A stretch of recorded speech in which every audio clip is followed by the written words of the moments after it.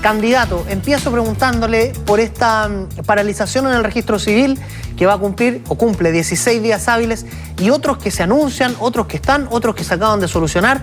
Hay como una ola de paros. ¿Por qué cree usted? Bueno, primero porque hay obviamente perspectiva de cambio de gobierno y es el momento de todos los gremios de poner sus temas. Probablemente eso genera un ambiente.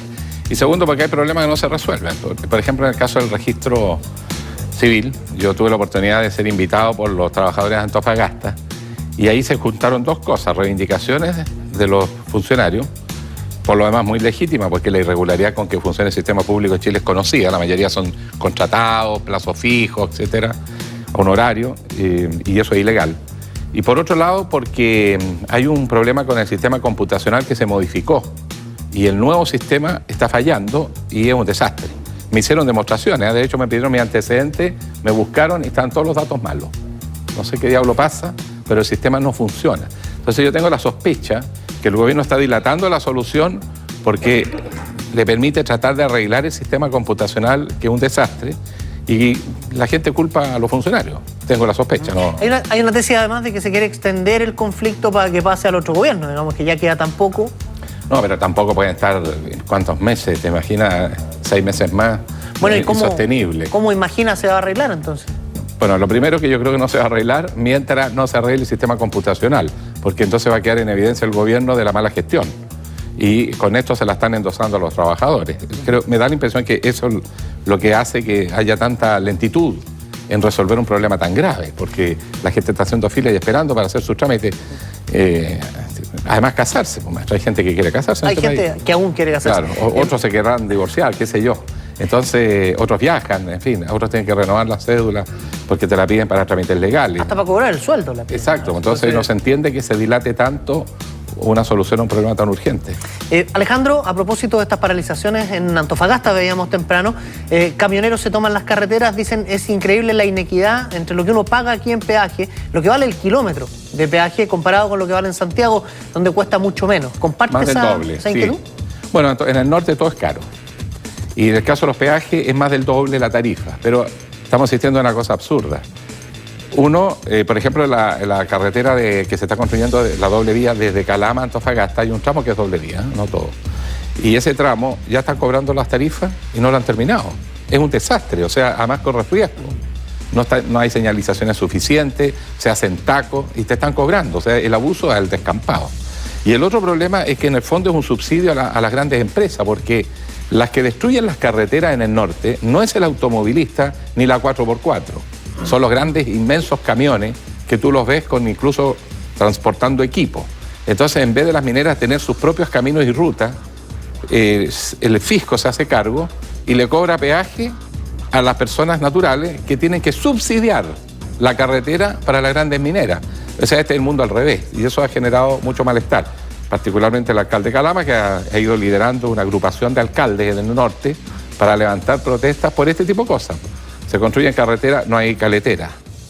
Tienes metido un peaje en un trayecto muy corto, que es de Antofagasta a Mejillones. Les encareces la vida a todo el mundo, porque hay mucha gente que vive en Mejillones y trabaja o estudia en Antofagasta. Hoy día es 45 minutos más o menos el trayecto, yendo a una velocidad razonable. Entonces, no hay racionalidad desde el punto de vista del ciudadano. Y cada medida que se toma te encarece más la vida en una ciudad que por su naturaleza es tremendamente cara. Y no solo la ciudad de Antofagasta, Calama ni hablar, o el abandono de Tocopilla. Entonces hay un malestar objetivo, tal también tiene movimiento ciudadano. Empezó en Calama, pasó a Tocopilla, tal, Mejillones. Antofagasta, que está un poco más dormida, quizás porque es muy grande y hay mucha población flotante, que hay menos identificación. Pero estas ciudades, donde hay mucha identidad, porque vive mucha población originaria, son las que están levantando la voz de protestas de distintos temas, en algunas partes por vivienda. Por ejemplo, en Taltal hace 15 años no se construye una vivienda social. En Antofagasta se están vendiendo los terrenos fiscales a mejor postor, lo están tomando las grandes inmobiliarias para megaproyectos inmobiliarios y no se construye vivienda para clase media ni sector popular. Entonces, la clase media se va a vivir a viviendas sociales y la gente más pobre se queda en los campamentos colgando el cerro que ya sigue subiendo. Eso en Antofagasta, pero pasa lo mismo en Calama. El caso de Tocopilla es un caso crónico, una ciudad que está abandonada.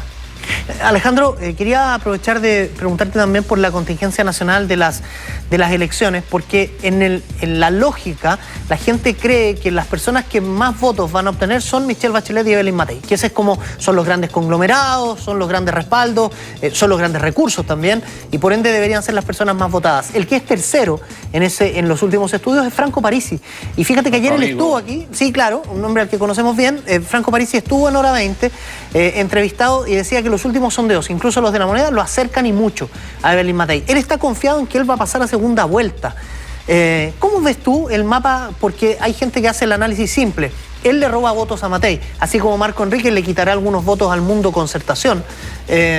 ¿Tú crees que el análisis es así de fácil o no es tan clara la cosa? No, algo de eso hay. Yo creo que Michelle Bachelet está muy posicionada y ya se instaló la idea que va a ganar. La discusión es si es primera vuelta o segunda vuelta, pero no hay mucha discusión ahí. Además que muchos de los candidatos que están en primera vuelta, lo más probable le van a endosar el respaldo a ella. De los que están en carrera, muy pocos apoyarían a Evelyn Matei. Segundo, en la derecha está instalada la idea que pierde la presidencial. Ellos están más bien instalando sus recursos en la campaña parlamentaria para evitar los doblajes. Y por lo tanto, hay además un ambiente de una derecha en descomposición. O sea, la derecha tiene una crisis en Chile. No tiene una propuesta para las demandas sociales que los chilenos están planteando. Y eso le da la posibilidad a muchos otros candidatos alternativos que van poniendo temas nuevos que yo creo que hacen una gran contribución. El caso de Franco Parisi en el norte tiene, yo creo, bastante adhesión, probablemente más que en el promedio de otras regiones, porque el norte es muy exigente y se da cuenta que no hay respuesta a demandas muy específicas. Entonces Franco Parisi yo creo que tiene muchas posibilidades de crecer. Marco Enríquez probablemente menos apoyo que la elección anterior porque tiene una competidora que es decir, que Michelle Bachelet, que es mucho más potente que lo que era Eduardo Frei candidato, digamos, ¿no?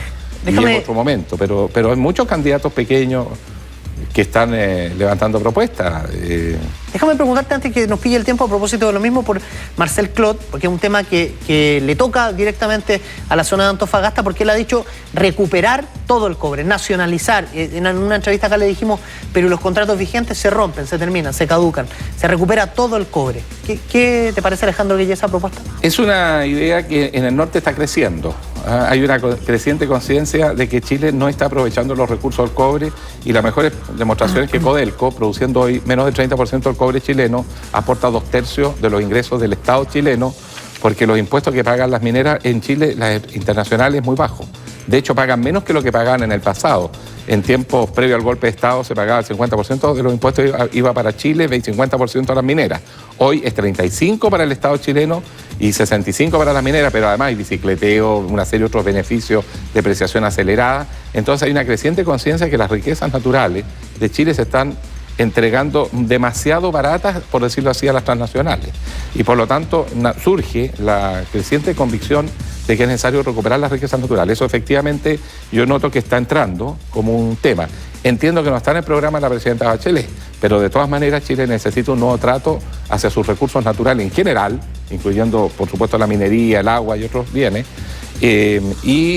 entrará con mayores tributaciones, en el caso del cobre además el concentrado de cobre, y el tercer gran tema en el norte es que parte de las tributaciones de las grandes mineras tienen que quedar en el norte, como ocurría antes del año 76, cuando los militares cambiaron esto y transformaron los fondos del cobre, que iban una parte para las regiones mineras y otra para infraestructura de todo el país, al famoso fondo reservado para las Fuerzas Armadas, que no se resuelve hasta el día de hoy. Hoy día todavía sigue vigente esa ley. Alejandro Guille, le quiero agradecer que haya venido a conversar con nosotros ahora 7. Bien, pues se le agradece, don Patricio. Muchas gracias por la invitación. Esté muy bien. Hágame madrugar nomás, me hace muy bien. Bueno, nosotros...